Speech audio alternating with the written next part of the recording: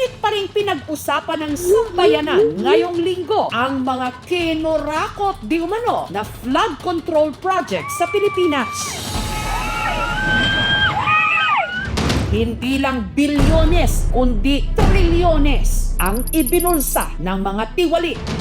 8 to 10% para sa mga opisyal ng DPWH. May ekstrang 2 to 3% pa na parte ang District Engineering Office. Meron pa ngayon tinatawag na parking fee na aabot sa 5 to 6% ng pondo na ibinibigay sa politikong may kontrol sa distrito kung saan itatayo ang proyekto.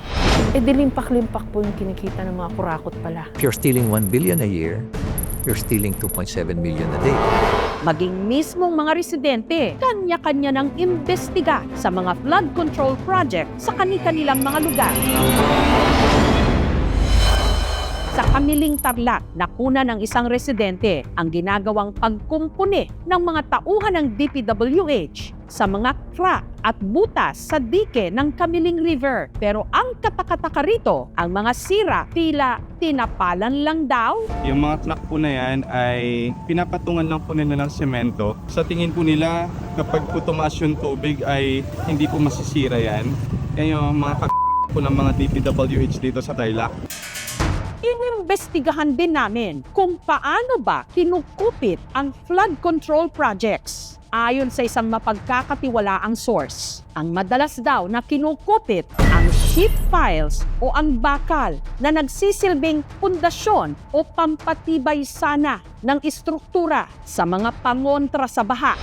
Ayon sa aming source, sa sheet piles o bakal pa lang, pwede nang kumita ang mga kurakot ng halos 50% bilang tongpats nila o kupit.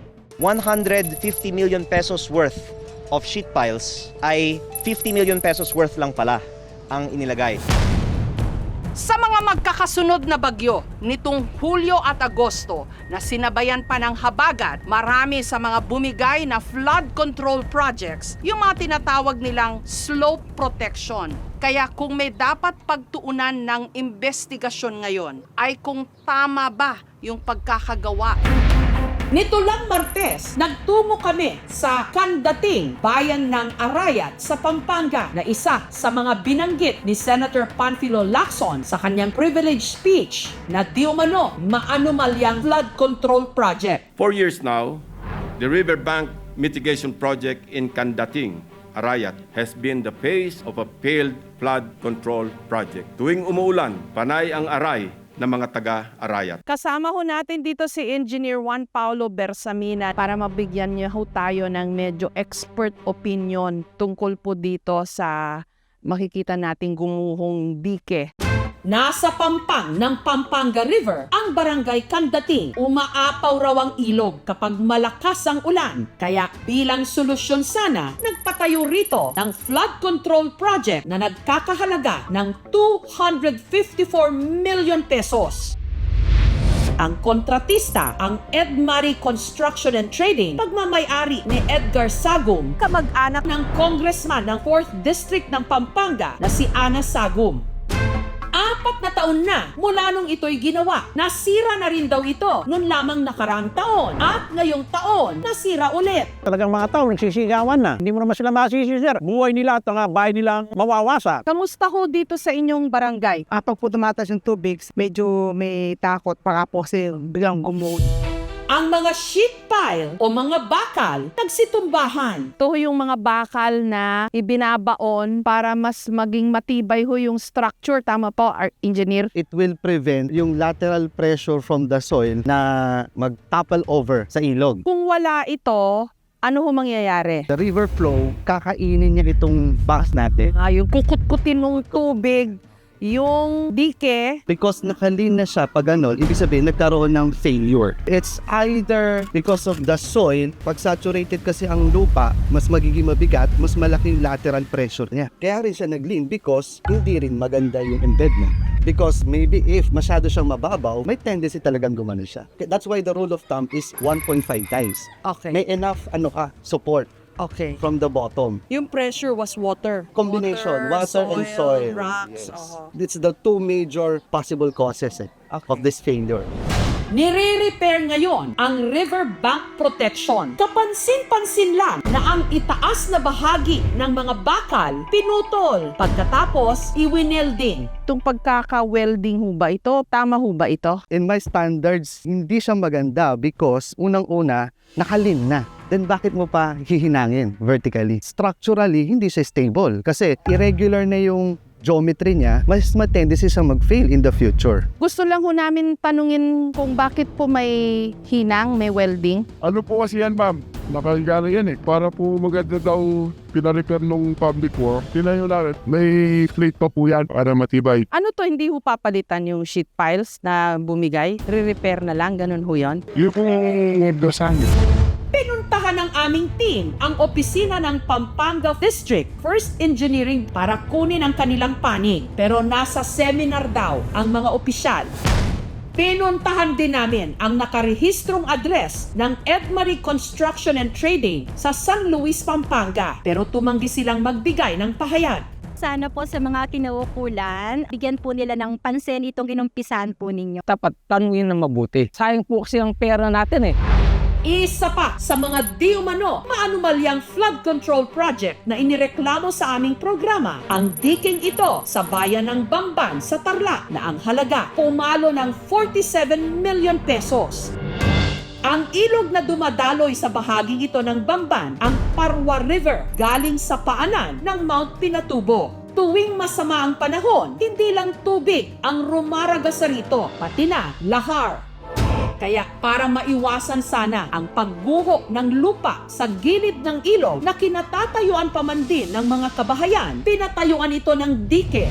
Pero nito lang nakaraang taon, ang malaking parte ng dike gumuho. Engineer, ano naman yung nakita nyo dito sa flood control project dito sa Bamban? Una, it turns out concrete lining lang siya kasi walang bakal. May design standard naman talaga sa DPWH for that kind of dike. Earth dike siya, tapos concrete lining. However, yung longevity, hindi ganun guaranteed. Bakit nga ba? Ang dami hong ganyan eh. Yung mga nakita po ni Presidente mismo sa Bulacan, bakit walang bakal? Parang palitada lang yun, di ba? I cannot say explicitly kung tama because baka kasi yun talaga yung nasa drawing, sinunod lang nila. Meron naman talagang standard na walang bakal. Sa engineering po kasi meron tayong cost-benefit analysis. Minsan, allowed na walang bakal because mas mura. Ang alam ko lang na hindi nilalagyan ng bakal siguro, flooring. Yung nando sa Sahig. sahig. Eh ito, obviously, gilid ng ilog. So parang ang hirap naman isipin, hindi nila nilagyan ng bakal, pinalitadahan lang po nila yung gilid ng ilog. Pag ganyan yung design at kinonstruct, don't expect longevity. Na hindi magtatagal. Dagdag pa ni Engineer Bersamina, kailangan daw sanang mas matibay ang dike na inilagay dito, lalo't ang tubig sa ilog may kasamang lahar. Ang lahar kasi, mabigat yun. Mabigat. Tapos, yung velocity ng bulusok niya, lalo niyang kakainin yung ilalim. So, most likely, baka yun yung naging failure ng sheet pile. Na-assess nyo rin ho kaya yung kung matibay ba yung sheet pile kaya ho na nilagay? We cannot say that right now kasi kailangan talaga Makita talagang close. Hindi ho kaya yan dapat na i-input nila when they design itong flood control projects? ideally po talaga. Dapat po, kinukonsider din yun. Even yung lapad ng river, in consideration of the deposit of lahar, So dapat na-strengthen to, hindi ho ganyan-ganyan lang. dapat. Katapos nilang inaabot sa amin, nagagawa sila, wala na ho kaming alam doon na kung anong gagawin nila doon sa flood control na yan. Nakipag-ugnayan din ang aming team sa Tarlac 2nd Engineering District. Abala raw ang kanilang district engineer pero nagbigay sila ng pahayag. The DPWH Tarlac 2nd District Engineering Office reiterates that all undertakings strictly adhere to design standards, specifications, and quality control.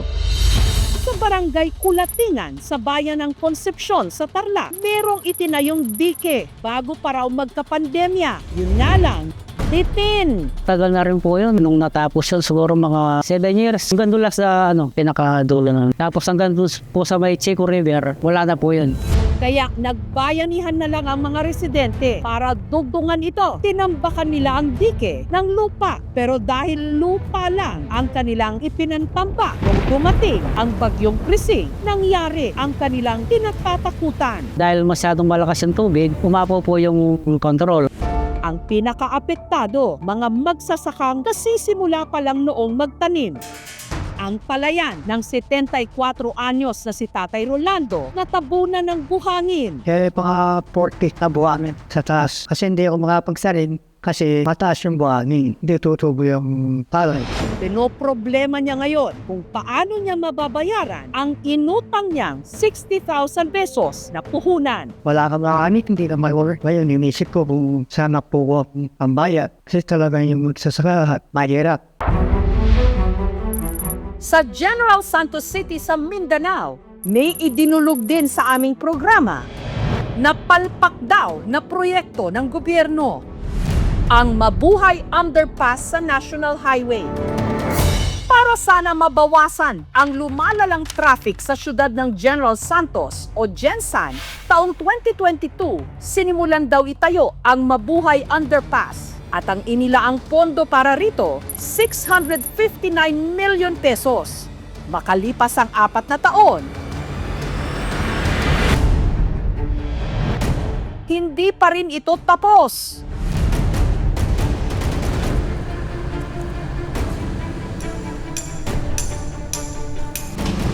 At sa halip daw na pagaanin nito ang traffic sa lungsod, lalo pang lumala. Mahirap talaga dahil perwisyo sa trabaho. Halos di nila mahuman. Dugay na kayo na. Imo naman ang swimming pool tunnel. The project was abandoned by the contractor and the DPWH. Problema yung sa groundwater kasi parang na-hit yung water table. So hindi nila makontrol yung flow ng water. I don't know kung na-overlook nila during sa planning stage yung water. Ang kontraktor, ang Vicente T. Lau Construction Corporation na nakabase sa Davao City. At ang sponsor ng proyektong ito, si Congresswoman Sherlyn Banyas. I've been meeting with DPWH para malaman natin, because I really wanted to get to the bottom of things. What went wrong? Ano ba talaga yung nangyari? Yung pera ba nagagamit sa tama? Unfortunately, natulog ng sobrang 1 taon. I don't know, kasi I wasn't there. Hindi na ako public official that time. Pero, tiningnan ko naman sa budget, ang original proposal is 650 million. Ang nakita ko, umabot na ng 850. Saan napunta ang difference na more than 100 million actually? I'm so confused. Hindi yun matapos sa 1 taon kasi dependent tayo sa budget. Merong budget na 256, tigi-tigi yun hanggang 2025. Ang target yan, dapat matapos yan by the first quarter of 2026. Wala namang ma-involve na corruption doon kasi ganoon man talaga yung project, hindi naman ma-perfect natin. Sinubukan naming kunin ang panig ng kontraktor pero hindi sila nagpaunlak.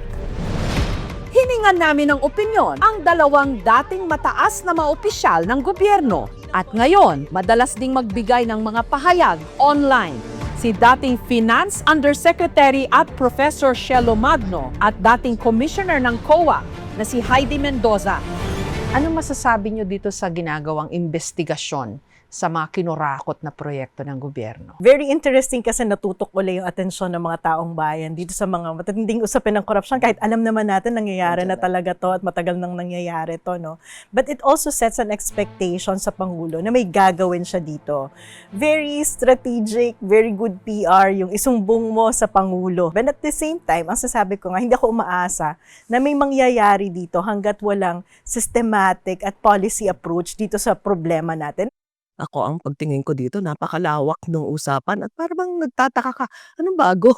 Nakita na natin ito in the past, ano? Ang tanong ko, ano bang gusto dito? Magpakulong para may managot? Parang hindi ako makapaniwala na may makukulong. Nagsimula ito sa mga maliliit na forms ng katiwalian na hindi natin pinapansin, na hindi natin inaalam. Kasi lulubog na tayo sa baha. Kaya ngayon, naging very active na yung mga tao magbantay. Pero nakapanlulumo po yung mga naririnig nating bilyones, trilyones, flood control projects, pero binaha pa rin po tayo. Bakit nagkaganon? Ang laking pera ang ginagastos ng gobyerno. Pero palpak naman, wala namang umubra.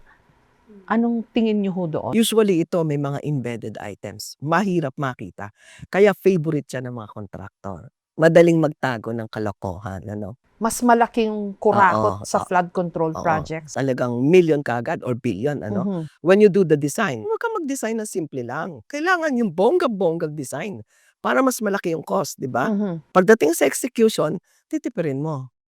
Hindi mo gagawin yung as design, di ba? Pero hindi ko iniisip na gagawin nila ghost project kasi napakalaki nito para hindi makita di ba? Usually kasi, Jessica, ang ghost project, mga ano yan, yung mga easily na nadidispose na item. Remember yung walis tingting, di ba na narinig mo yan, yung mga audit namin na ng walis tingting. Fertilizer. Oo, kasi madaling ma-consume, ma-dispose, no? Pero ito flood control. Tapos ghost project. Ang ibig sabihin, ganyang katindi kakapal yung mukha ng mga nag-ano dito, di ba? Composition of the House members. Komplikado ang prosesong pinagdadaanan ng national budget. Mabusisi ang mga detalye. Una, ang mga local government unit magre-rekomenda sa DPWH kung anong mga proyekto ang kailangan sa kanilang mga lugar. Pag-aaralan ng DPWH at kung aprobado, isasama ng departamento sa proposed budget sa susunod na taon. Para naman maaprubahan ito, dadaan sa deliberation kung saan pwede itong baguhin ng mga mambabatas. At sa puntong ito raw, ayon kina Professor Magno at Commissioner Mendoza, nagsisimula ang anomalya o ang hocus pocus. Professor Magno, you served in the finance department. Ang alam ko po sa birokrasya, napaka-tedious niya, ang daming rikititos. Pero paano po nakakalabas yung mga bilyones o trilyones at napupunta lang sa kurakot? Ang naging tradition ay yung bicameral members can change. Pwede nilang baguhin yung lahat ng content ng draft bill. Dito na nga natapyasan yung education, nawala ng budget yung PhilHealth, nagkaroon ng 200 billion plus allocation. Ang DPWH, dumoble ang budget ng House of Representatives.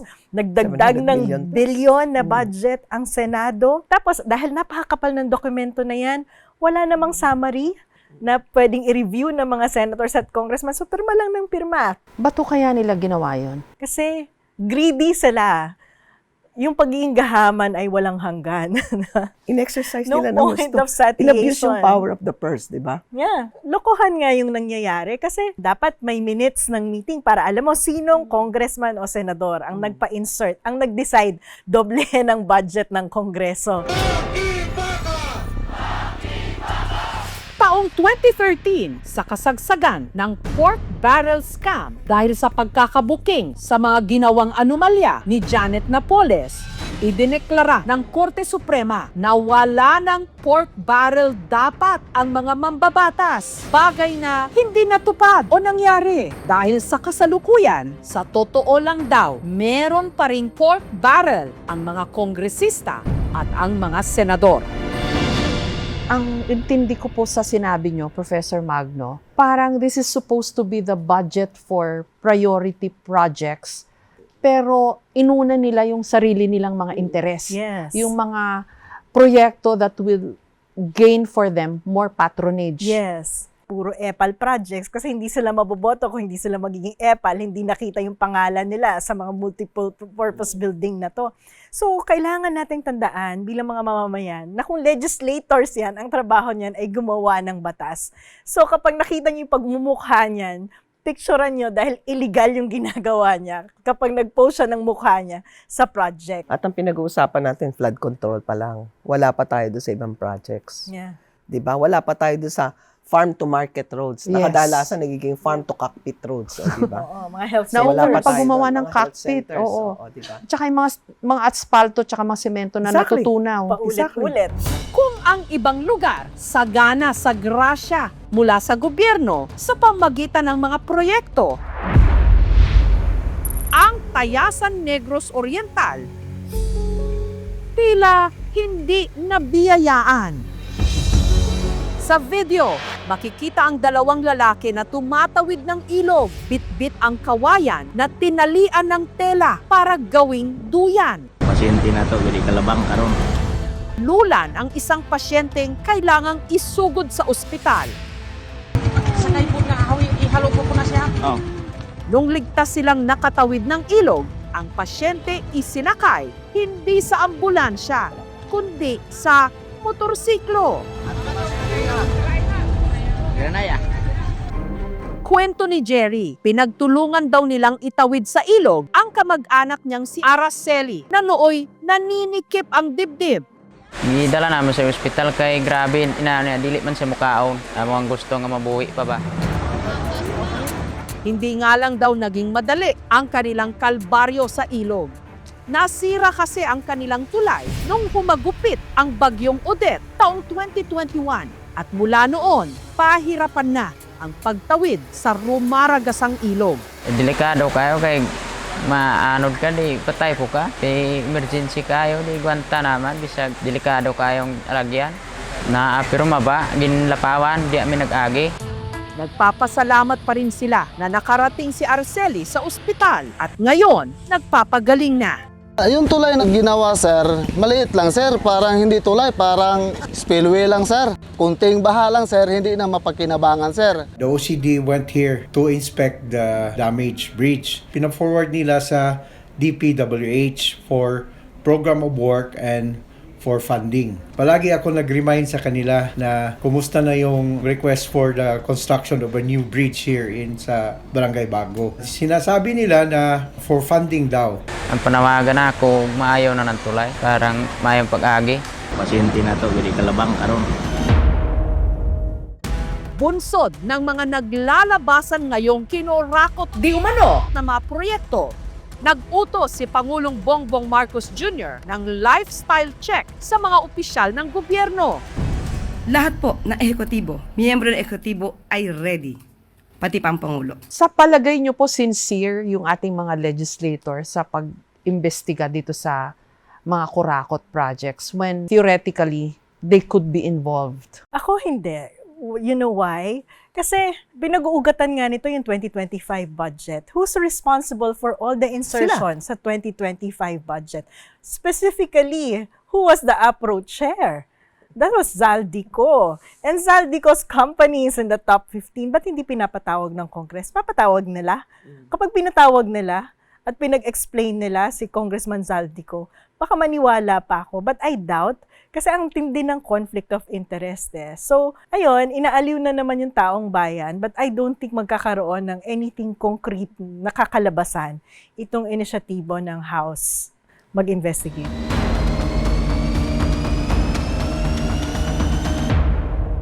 Merong mga contractors sa tumakbo under party list. May listahan ka na, Professor Magno? Yes, tinitingnan ko yung mga profile ng party list. Inisa-isa ko sino yung mga nanalo. Meron doon anak ng contractor mismo. Magkakaroon lang ng bunga yan kung magkakademandahan sa korte at may ebidensya. Tama po ba? Kasi itong ginagawa ng Kongreso at House, hindi naman siya within the formal ng isang formal investigation. Ang fraud audit natin bago ma-release 3 taon. Tapos papasok sa ombudsman. Magfa-fact-finding bago makapag another 1 year or 2 years. Saka pa lang dadalhin sa sandigan kung may recommendation. Remember, Jessica, yung final kong case nung sa Cotabato, buntis pa ako nung nag-audit. Nung lumabas yung kaso, yung pinakang final decision, 18 years old na ang anak ko. So, kung titingnan natin ito, by the time na mag-audit ang COA, to the time na mapunta sa ombudsman, to the time na magkaroon ng hearing, baka 2 presidente na ang meron tayo. Hindi ka pa panipaniwala kung yung presidente mag-iimbestiga eh. Paano kung mga kamag-anak niya i-report sa kanya? Iimbestigahan ba niya talaga yon? Congress? Investigating itself? Medyo patawa, no? Kaya importante yung independent body. Kung walang policy at institutional change, hindi talaga kapanipaniwala na may pagbabagong mangyayari. Expect na lang natin next year pag nagbaha uli, same conversation. Samantala, ang DPWH humihingi ng 881 billion pesos na budget nito para sa taong 2026. Mas mababa kumpara sa budget nito ngayong taon na mahigit 1 trillion pesos. Gawin nating public yung lahat ng information sa PhilJeps. Yung PhilJeps, yung procurement website ng gobyerno. Anything above 500,000 nandun. And it gives you the information ng lahat ng contractor, ano yung mga projects nila, history, contract amount, financial capability, sino yung may-ari ng mga kumpanya na yan. Pwede naman nating idugtong sa DPWH naman, pero meron ka rin na parang summary. Ito yung mga flood control projects namin. Ito yung bagong approve, itong amount, Yeah. ito yung ano, di ba? Anong status niya? Para hindi naman makapagsabi yung secretary na, hindi ko naman ito mamomonitor lahat kasi hindi ko pwedeng puntahan lahat. Hindi ka Tama. naman namin pinapupunta eh. I-monitor mo lang yung inventory ng project mo, di ba? Transparency. Exactly. Dapat pakialaman natin. Dapat pakialaman natin. Same question I asked Mayor Magalong, may pag-asa ba tayo in the fight against kurakot or corruption? Dapat laging may pag-asa dahil patuloy din namang mangongolekta ng tax natin yung gobyerno. So habang kinukolektahan tayo ng tax ng gobyerno, hindi tayo dapat mag-give up sa pag-demand ng accountability. May choice ba tayong magsabing wala ng pag-asa? Hindi naman yan pwedeng sukuan. The very fact na pinag-uusapan natin yan, the very fact na maraming gustong makisangkot, ang ibig sabihin, may pag-asa. Kasi the very fact na we still hope na yung mga anak natin ay magkakaroon ng hanap buhay na maayos dito sa sariling bansa at hindi kailangan mag-abroad, may maayos na eskwelahan, may maayos na health center, then that means hindi natin pwedeng i-give up yung pag-asa, di ba? Paalala lang po, ang perang nilulustay o ibinubulsa ng mga kurakot, pera natin galing sa mga ibinabayad nating buwis. Kaya karapatan nating magbantay at maningil.